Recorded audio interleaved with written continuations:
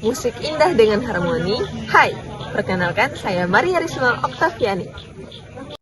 Harapan saya mengikuti mata kuliah Matematika Keuangan dan Pasar Modal, yaitu saya berharap saya bisa mempelajari tentang investasi dan sejenisnya, terutama dalam pasar modal. Tujuan saya sendiri karena saya melihat di internet banyak orang membahas tentang investasi dan sejenisnya.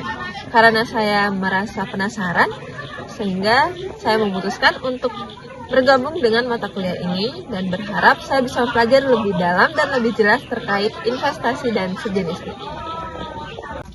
Lalu, bagaimana kondisi keuangan saya saat ini?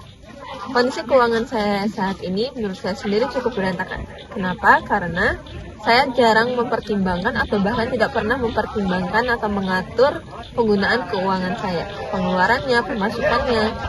Dan hal ini membuat saya sedikit khawatir karena ketika uang saya stabil, keuangan saya stabil, saya bisa membeli apapun saya tanpa mengatur atau setel prioritas pembelian atau pengeluaran. Nah, ketika uang saya sudah menipis, maka situlah saya mulai melakukan penghematan yang benar-benar dipres, sangat-sangat dipres dan ditekan, sehingga itu juga menyulitkan saya sendiri terkait keuangan saya. Dan bagaimana tanggapan saya terhadap pinjaman online?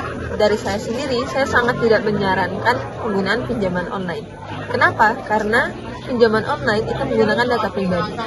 Data itu merupakan hal yang sangat penting, terutama ketika pinjaman online itu, kita tahu bahwa digital itu dunia yang permanen. Mau kamu menghapus datamu, itu tetap akan ada jejaknya.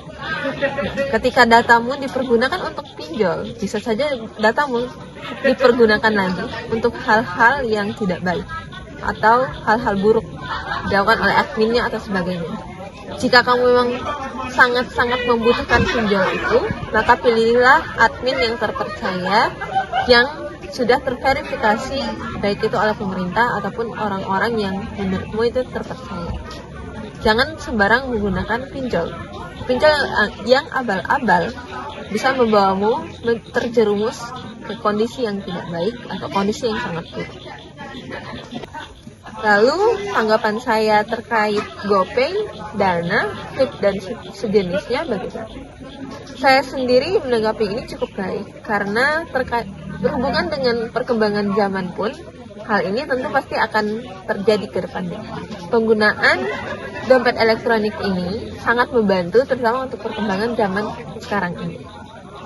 Bahkan lebih memudahkan dan juga lebih praktis. Namun penggunaannya juga tetap dalam pengawasan yang lebih ketat karena bagaimanapun juga tetap ada data pribadi yang ada di situ. Selain itu, jangan gunakan aplikasi dompet elektronik yang abal-abal. Gunakan yang terpercaya, yang sudah terverifikasi. Karena bagaimanapun juga datamu, keuanganmu tersimpan dan tercatat di situ. Sehingga lebih baik berwaspadalah supaya penggunaannya tidak disalahgunakan. Sekian dari saya, terima kasih.